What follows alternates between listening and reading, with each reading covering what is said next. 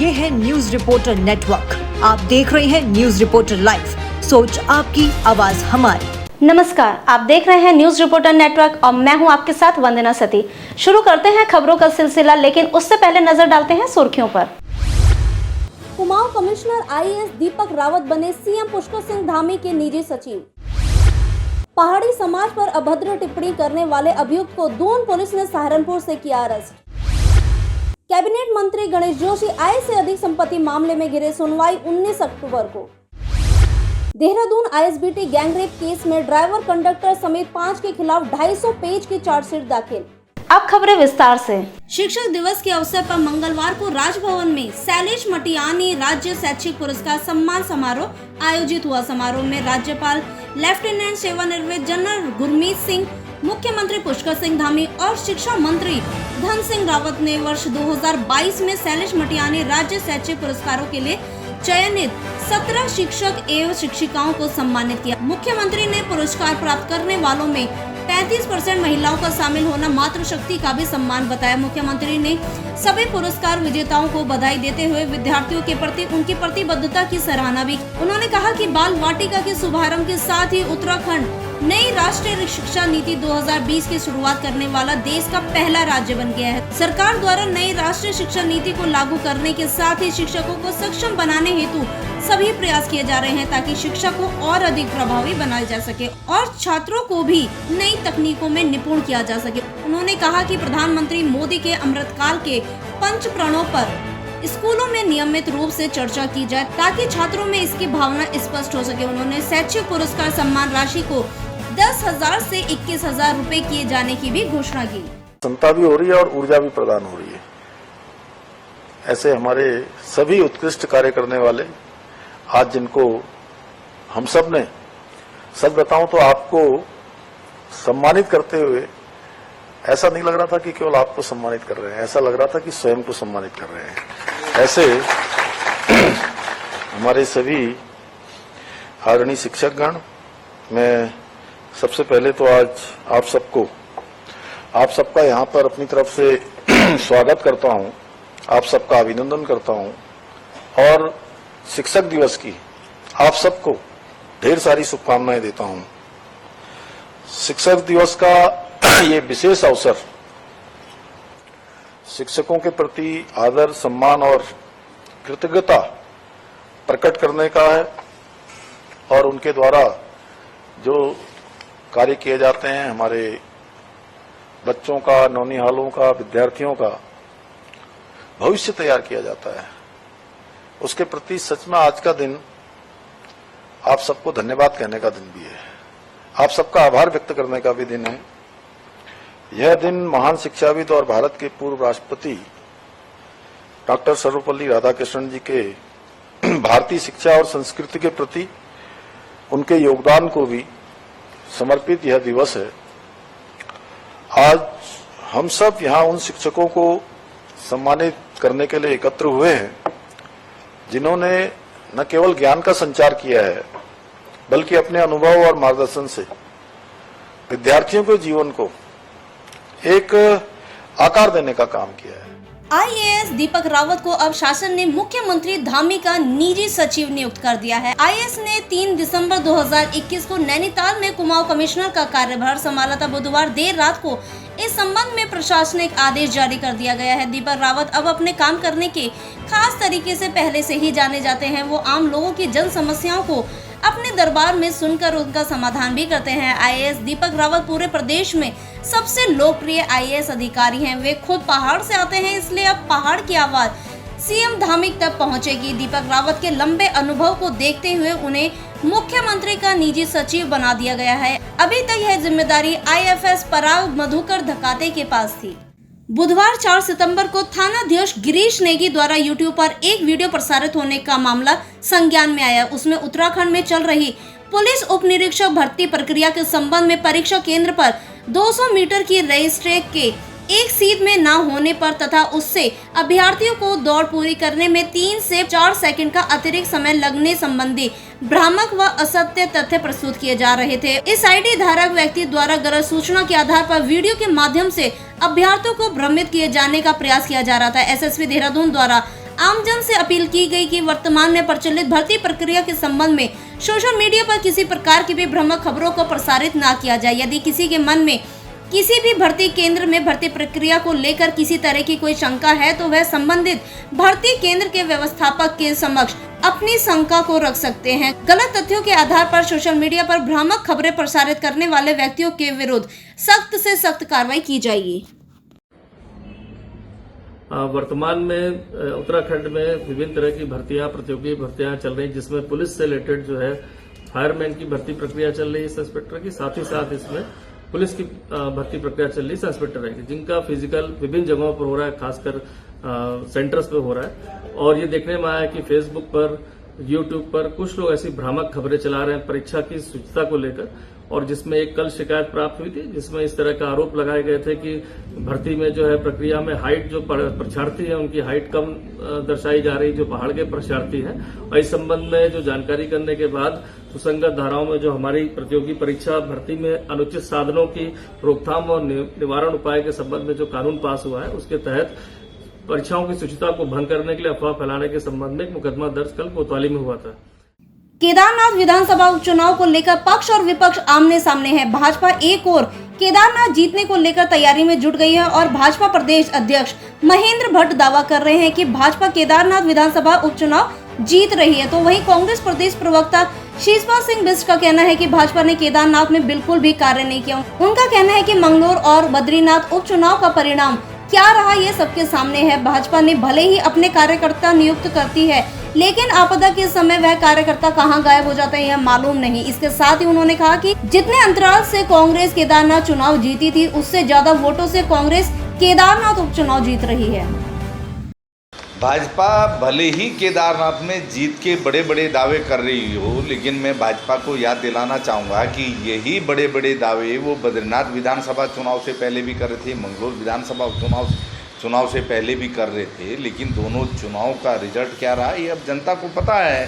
भाजपा बड़े बड़े दावे किस आधार पर कर रही है ये समझ से परे है, क्योंकि केदारनाथ क्षेत्र की जिस तरीके से लगातार भाजपा की सरकार ने उपेक्षा की है, आज तो वहाँ जो है 5-5 कैबिनेट मंत्रियों की ड्यूटी लगा दी है, अपने अन्य वरिष्ठ नेताओं की ड्यूटी भाजपा ने लगा दी है। लेकिन जब आपदा का समय था तब ये मंत्री वहाँ कहीं नज़र नहीं आए। 7 सालों से ये मंत्री वहाँ इस मात्रा में नज़र नहीं आए और ना ही जो है वहाँ के दुख दर्द को भाजपा की सरकार ने समझा।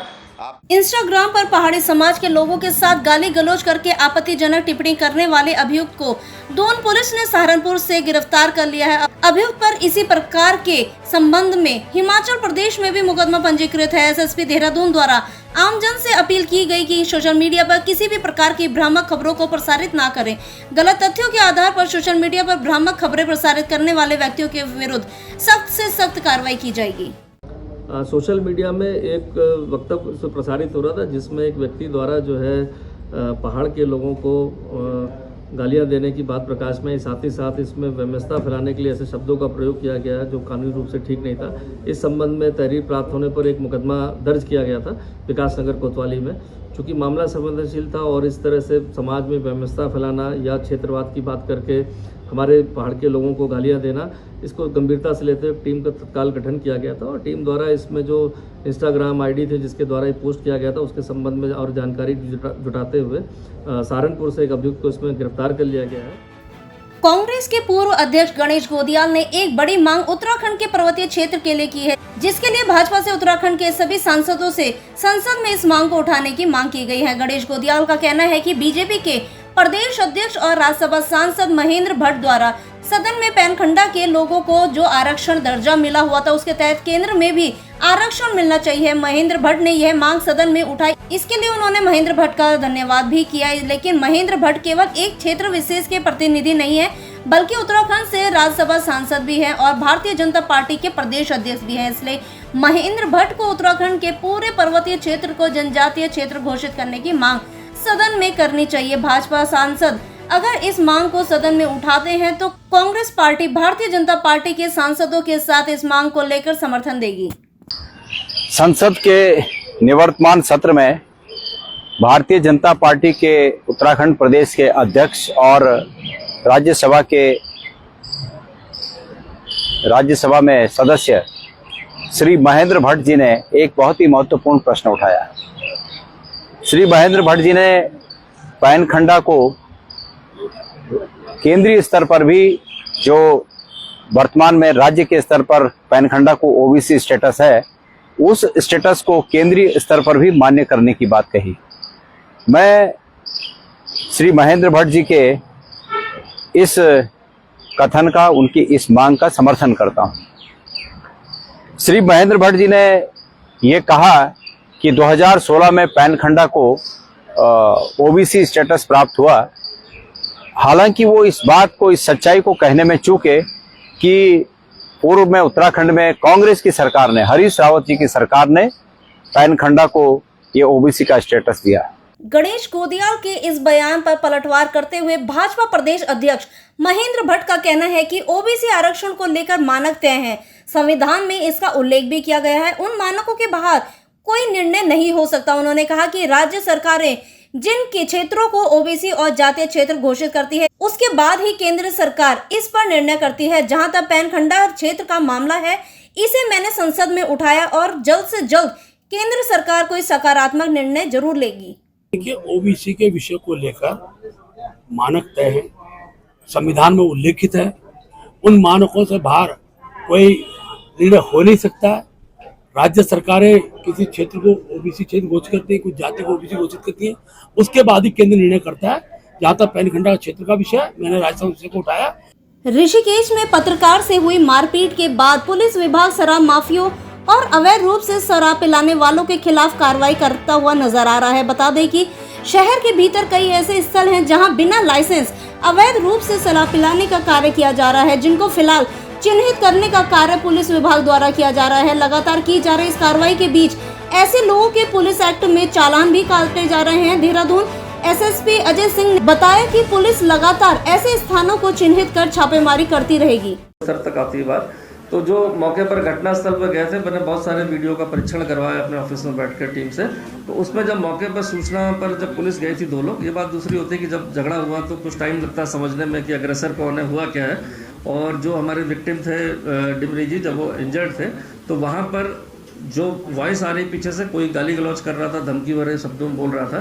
तो 2 हमारे जो चीता के कांस्टेबल पहुंचे थे, उनके द्वारा अपनी ड्यूटी में जो लापरवाही की गई कि तत्काल अगर उसको उसी समय पकड़ते या उसको हैंडल करते तो वो नहीं पाया गया। तो उसको भी आज 2 लोग को उसमें सस्पेंड किया गया उसमें, उसकी अपनी ड्यूटी पर उन्होंने सही तरह से अपनी ड्यूटी का निर्वहन नहीं किया मौके पर पहुँच।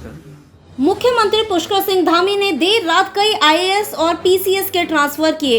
इन्हीं में देहरादून के जिलाधिकारियों को भी बदला गया। देहरादून में जिलाधिकारी सोनिका को हटाकर IAS सवीन बंसल को जिलाधिकारी बनाया गया है। नवनियुक्त जिलाधिकारी सवीन बंसल ने जिलाधिकारी कार्यालय पहुंचकर कार्यभार संभाला। सवीन बंसल 2009 बैच के IAS अधिकारी हैं। पदभार संभालते ही मीडिया से रूबरू होकर उन्होंने अपनी प्राथमिकताएं बताई। सवीन बंसल ने बताया कि नगर निगम की समस्याओं को दूर करना उनकी पहली प्राथमिकता रहेगी। साथ ही यातायात, लैंड डिस्प्यूट, क्राइम, सरकार की योजनाओं को लेकर लोगों को जागरूक करने का काम किया जाएगा।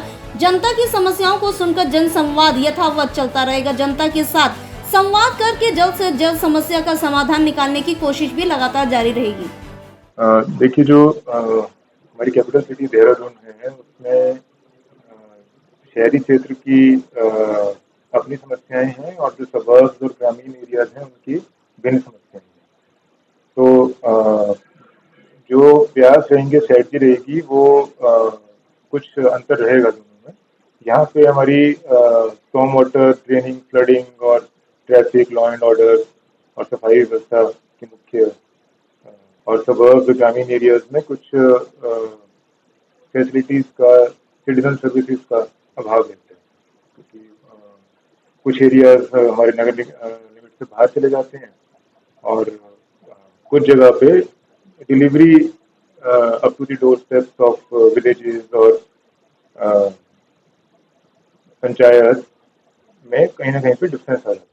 बद्रीनाथ से विधायक लखपत बुटोला ने आज कांग्रेस मुख्यालय में प्रेस वार्ता की, जिसमें उन्होंने बद्रीनाथ में आपदा ग्रसित क्षेत्र को लेकर चिंता जताई। उन्होंने कहा कि उत्तराखंड अभी आपदा से प्रभावित है। चमोली के अधिकांश सड़कें ग्रसित हैं, फिर भी सदन में हमें आपदा को लेकर बोलने का मौका नहीं दिया गया। उन्होंने कहा कि हिमाचल सरकार ने पहल शुरू की है कि विधायक, मंत्री और मुख्यमंत्री अपने 6 महीने का वेतन आपदा के लिए देंगे। उसी तर्ज पर मैं अनुरोध करता हूं कि सरकार से कि 2 महीने का वेतन आपदा में देने की कृपा करें। लखपत बुटोला ने बताया कि विधानसभा अध्यक्ष को पत्र लिखा गया है जिसमें उनकी 6 माह का बढ़ा हुआ वेतन आपदाग्रस्त क्षेत्रों को देना चाहते हैं।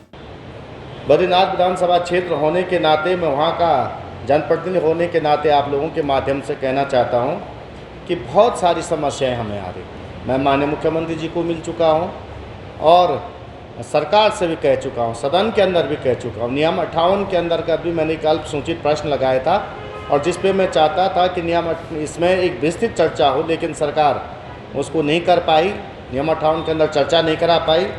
मैं, जैसा आप जानते हैं कि जितनी भी PMJSY की सड़कें हैं उसमें ओपन टू कम्युनिकेशन के अंदर पैसा नहीं है, कई मदों में पैसा नहीं। 350 से ज़्यादा सड़कें इस समय चमोली जनपद के अंदर बंद हैं। NH को आप देखोगे, बॉर्डर की रोडें हैं, बॉर्डर की तमाम रोडें बंद हो चुकी हैं। NH आप देखोगे, कर्णप्रयाग से आगे जाओगे तो पूरी तरह से कई जगह बंद है, कई जगह लोग जान जोखिम पर रख के चल रहे हैं। गुरुवार 5 सितंबर को बीजेपी महानगर द्वारा मुख्यमंत्री पुष्कर सिंह धामी के साथ कार्यकर्ता संवाद और समरसता भोज का कार्यक्रम महानगर के अध्यक्ष सिद्धार्थ अग्रवाल की अध्यक्षता में संपन्न हुआ। कार्यक्रम के सैकड़ों की संख्या में कार्यकर्ताओं ने अपने घर से भोजन बनाकर लाए और साथ में बैठ के भोजन किया। संवाद कार्यक्रम में मुख्यमंत्री से कार्यकर्ताओं ने अपने अपने क्षेत्र की समस्याओं के बारे में अवगत कराया, जिसमें मुख्य रूप से मंडल अध्यक्ष, पार्षदगण, महिला मोर्चा की कार्यकर्ताओं ने अपने अपने क्षेत्र की समस्याओं को साझा किया और मुख्यमंत्री ने सभी कार्यकर्ताओं की समस्या को लिखा और जल्द से जल्द समस्याओं के निदान के लिए आश्वासन भी दिया। इस दौरान उन्होंने संगठन को और अधिक मजबूत करने का मंत्र भी दिया। बैठक में प्रदेश में चल रहे सदस्यता अभियान के अंतर्गत व्यापक स्तर पर सदस्यता ग्रहण कराने पर जोर रहा। वहीं मुख्यमंत्री पुष्कर सिंह धामी ने शिक्षक दिवस की बधाई दी और महानगर देहरादून में इस प्रकार का ये पहला कार्यक्रम था, जिसके लिए महानगर अध्यक्ष को सभी अतिथिगणों ने धन्यवाद भी किया।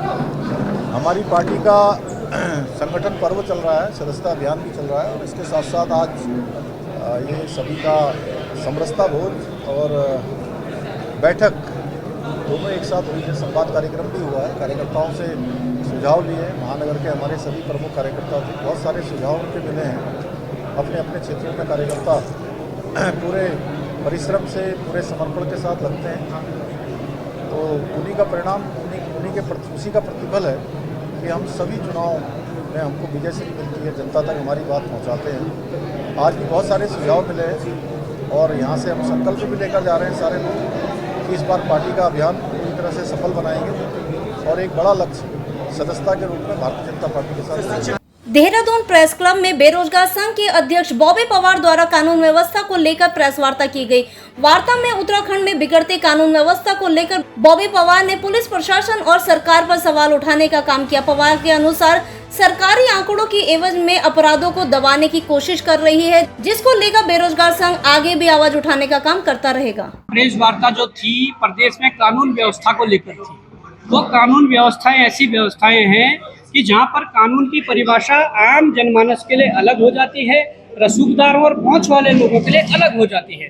यहाँ पर जीते जागते कई उदाहरण जो हमने पूरे प्रेस कॉन्फ्रेंस में अपने माध्यम से कहा है, वो इसलिए भी हो रहा है कि हमें ये ध्यान देना पड़ेगा कि प्रदेश की कानून व्यवस्था क्यों चरमराई हुई है।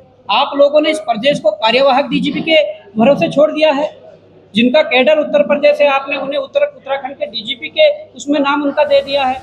स्वच्छ दून सुंदर दून को बनाए रखने के लिए नगर निगम देहरादून ने बड़ा कदम उठाया है। दरअसल बार बार जागरूक करने और चेतावनी देने के बावजूद भी कई लोग जगह जगह पर कूड़ा फेंकते हुए नजर आए हैं। ऐसे लोगों पर निगरानी रखने के लिए नगर निगम की ओर से जगह जगह पर CCTV कैमरे लगाए गए हैं। नगर निगम के मुख्य नगर स्वास्थ्य अधिकारी डॉक्टर अविनाश खन्ना ने बताया कि खुले में कूड़ा फेंकने वालों के विरुद्ध कार्रवाई को लेकर CCTV कैमरे लगाए गए हैं। उन्होंने बताया कि दून में बन्नू school, race course, Mata Mandir road, Shastri Nagar, Kargi Chowk, Neshvilla road, MDDA colony, Sahajdara road, crossing Chowk, Lal Pul, Kargi road, Rajiv Nagar Puliya के पास, तिब्बती मार्केट के पास आदि स्थानों पर कैमरे लगा दिए गए हैं।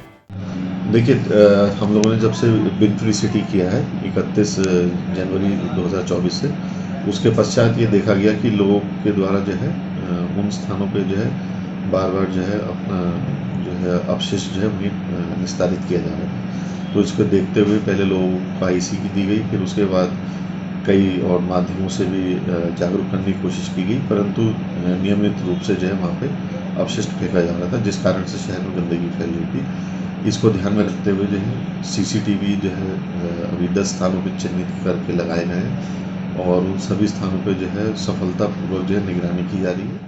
भाजपा के कैबिनेट मंत्री गणेश जोशी के खिलाफ आय से अधिक संपत्ति के आरोप में विजिलेंस ने मुकदमे की अनुमति के लिए सरकार से अनुरोध किया। विशेष न्यायाधीश ने 8 अक्टूबर तक धामी कैबिनेट से इस मामले में निर्णय लेने को कहा गया है। मामले की सुनवाई 19 अक्टूबर को होगी। भाजपा के कैबिनेट मंत्री गणेश जोशी आय से अधिक संपत्ति के आरोप में घिरे हुए हैं। आपको बता दें कि आने वाले 40 दिन उनके लिए महत्वपूर्ण साबित हो सकते हैं। धामी कैबिनेट को 8 अक्टूबर तक का यह निर्णय लेना है कि मंत्री जोशी पर मुकदमा चलाया जाए या नहीं। यह मामला विजिलेंस ने 8 जुलाई 2024 को मंत्री परिषद को भेजा था और सुप्रीम कोर्ट के निर्देशानुसार 3 माह की अवधि में स्वीकृति का निर्णय लेना आवश्यक है। विजिलेंस कोर्ट ने मामले की अगली सुनवाई 19 अक्टूबर को तय की है और कहा है कि कैबिनेट के निर्णय से अदालत को सूचित किया जाना चाहिए। वहीं अब इस मामले को लेकर बीजेपी कांग्रेस आमने सामने हो गई है, जहां कांग्रेस का कहना है कैबिनेट मंत्री गणेश जोशी से संबंधित विभागों में लगातार भ्रष्टाचार की शिकायतें आ रही हैं और उनके ऊपर आय से अधिक संपत्ति के आरोप हैं, जिसमें विजिलेंस ने सरकार से जांच के लिए अनुमति मांगी है। कैबिनेट मंत्री गणेश जोशी जी से संबंधित विभागों में लगातार भ्रष्टाचार की शिकायतें आ रही हैं। तमाम समाचारों में बड़ी बड़ी खबरें भ्रष्टाचार की छप रही हैं और उन पर आय से अधिक संपत्ति के भी आरोप हैं, जिसमें विजिलेंस की जांच चल रही है। और कल विजिलेंस न्यायालय ने प्रदेश सरकार को आदेश दिया है कि गणेश जोशी जी पर जो भ्रष्टाचार के आरोप हैं उसमें कैबिनेट फैसला ले कि इन आरोपों की जांच आगे बढ़े या ना बढ़े। अब जीरो टॉलरेंस की सरकार से मुझे उम्मीद है कि जल्दी ही कैबिनेट इस पर अपना फैसला लेगी और भ्रष्टाचार के आरोपों में जांच के आदेश देगी, निर्णय लेगी, क्योंकि जीरो टॉलरेंस की बड़ी बड़ी बातें हो रही हैं। जीरो टॉलरेंस धरातल पे कहीं दिखाई नहीं दे रहा है। उद्यान विभाग में जिस तरीके से घोटाले को सरकार पहले नकार रही थी, हाई कोर्ट के निर्देश पर सीबीआई जांच वहां भी चल रही है। आय से अधिक संपत्ति के मामले में गणेश जोशी जी पर लगातार आरोप लगे और विजिलेंस की जांच चल रही है। अब विजिलेंस जांच के लिए कैबिनेट के निर्णय की आवश्यकता है। मुझे लगता है मुख्यमंत्री धामी जी जल्दी कैबिनेट की बैठक बुलाएंगे और विजिलेंस को इसकी अनुमति देंगे। अब देखते हैं जीरो टॉलरेंस में कितनी जल्दी फैसला होता है। तो चलिए आगे आपको दिखाते हैं कि इस मामले को लेकर भाजपा प्रदेश अध्यक्ष महेंद्र भट्ट का क्या कहना है। उन्होंने कहा कि यह मामला कैबिनेट से जुड़ा हुआ है और मामले पर फैसला कैबिनेट ही करेगी। देखिए, कानून अपने काम करता है, तो राजनीतिक दल का व्यक्ति का अध्यक्ष नाते मेरा कोई विषय बनता नहीं। पार्टी का कुछ नहीं बनता, वो पार्टी के विधायक है, मंत्री है, पार्टी के विधायक है जिन्होंने अनुमति ली है कैबिनेट को डिसीजन लेना है।